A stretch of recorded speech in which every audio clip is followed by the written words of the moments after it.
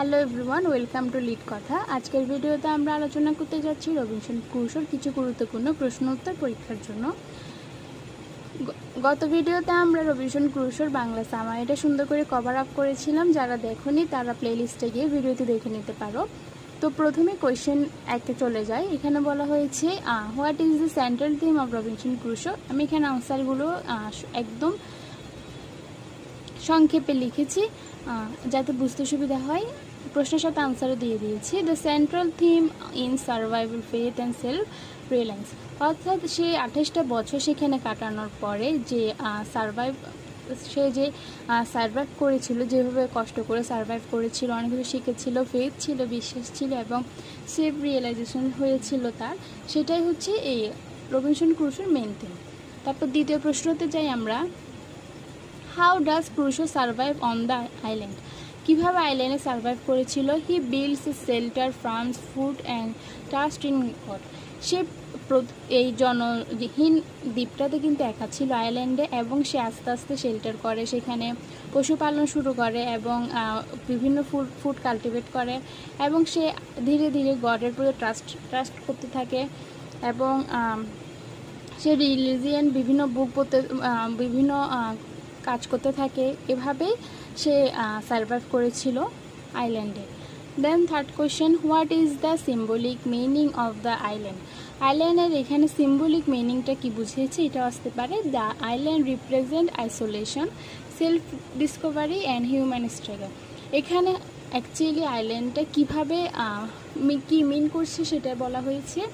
এখানে আইল্যান্ডে রিপ্রেজেন্ট করছে আইসোলেশন অ্যান্ড সেলফ ডিসকভারি, অর্থাৎ সেখানে যাওয়ার পরে আসলে রবিনসন ক্রুশো নিজেকে আবিষ্কার করেছিল, এবং তার সাথে বিভিন্ন ঘটনা ঘটে যার মাধ্যমে সে নিজেকে ভালোভাবে আবিষ্কার করেছে, এবং স্ট্রাগল অনেক, সে 28টা বছর কিন্তু অনেক স্ট্রাগল করেছিল, যার ফলে 28 বছর পরে সে দ্বীপ তার নিজের হোমল্যান্ডে যেতে পেরেছিল।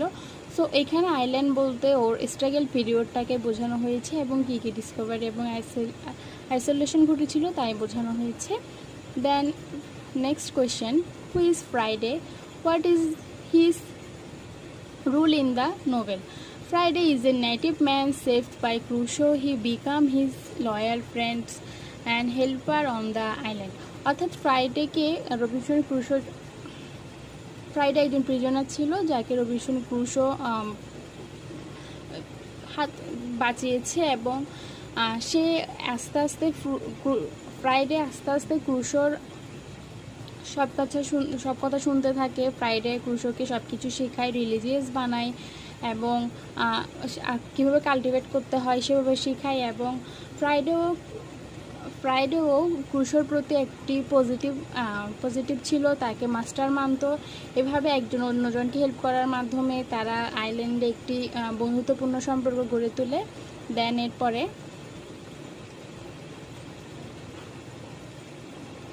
What is the Daniel Defoe's purpose in writing the novel. এটা আসতে পারে যে এই নোভেলটা লেখার পারপাসটা কী ছিল।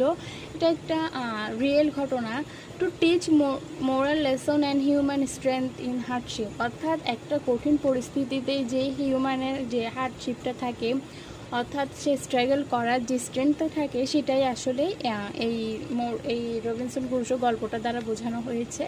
আমরা আসলে এই পুরো গল্পটা পড়লেই দেখতে পাই যে কী পরিমাণ স্ট্রাগল করার পর 28টা বছর কী পরিমাণ স্ট্রাগল করেছিল সে, এবং কিভাবে সার্ভাইভ করেছিল সে মনোবলের জোরে। ফেথের জন্য আসলে রবিনসন ক্রুশো সার্ভাইভ করতে পেরেছিল। তো এটাই ছিল মোরাল লেসন এটার। দেন নেক্সট কোয়েশ্চেনে যাই। Describe the character of Robinson Crusoe, অর্থাৎ এখানে বিভিন্ন ক্যারেক্টার ডিসক্রাইব করতে দিতে পারে, রবিনসন ক্রুশো, ফ্রাইডে, এভাবে ইম্পর্টেন্ট ক্যারেক্টারগুলো ডিসক্রাইব করতে দিতে পারে। তো আমি এখানে রবিনসন ক্রুশো একটা ক্যারেক্টার ডিসক্রাইবের স্লাইড নিয়ে এসেছি। রবিনসন ক্রুশো কি বেয়ার করে। Crusoe is brave, hard working, religious and self dependent, he never gives আর এনি ক্রাইসিস। অর্থাৎ আমরা গল্পটাতে দেখতে পাই সে খুবই একজন সাহসী ছিল এবং হার্ড ওয়ার্কিং, প্রচুর হার্ড ওয়ার্ক করেছে, হার্ডওয়ার্ক করে বিভিন্ন কাল্টিভেট করেছে এবং অনেক কাজ করেছে, এবং একসময় গিয়ে দেখতে যায় সে যখন অনুতপ্ত হয় তখন সে রিলিজিয়াস হয়ে যায় এবং সেলফ ডিপেন্ডেন্ট হয়। সে নিজেই অনেকটা বছর, 28টা বছর সে নিজেই ডিপ্রেসে ছিল। এরপরে তার ফ্রাইডের সাথে দেখা হয় and he never gives up any crisis. ওর সেখানে যে বিভিন্ন স্ট্রাগল পিরিয়ডটা চলতে থাকে, বিভিন্ন ধরনের ঘটনা ঘটে এবং বিভিন্ন ধরনের যে স্ট্রাগল ক্রাইসিস হয়, সে কিন্তু একাই কিন্তু সেটাকে ফেস করেছে এবং সে কিন্তু হাল ছেড়ে দেয়নি। এটাই হচ্ছে যে এই গল্পের মূল বিষয়, যে কোনো কিছুতেই মানে হাল ছেড়ে না দিলে সেটা একটা পজিটিভিটি থাকে। Then what moral lesson can we learn from Robinson Crusoe? কীভাবে কি মোরাল লেসনটা আমরা শিখতে পারি ফ্রম রবিনসন ক্রুসো থেকে? Be patient, work hard, trust God and never give up. যে প্রিভিয়াস স্লাইডে আমি বলেছিলাম যে রবিনসন ক্রুসো থেকে আমরা আসলে এগুলা শিখতে পারি। সো এইগুলো ছিল। So thank you everyone, please subscribe my channel. যদি ভিডিওটা ভালো লেগে থাকে চ্যানেলটিকে অবশ্যই সাবস্ক্রাইব করিও, এবং পরে আমি রবিনসন ক্রুসোর ক্যারেক্টারগুলো নিয়ে আসবো, সেটা দেখার জন্য বেল আইকনটি প্রেস করে রাখিও। Thank you.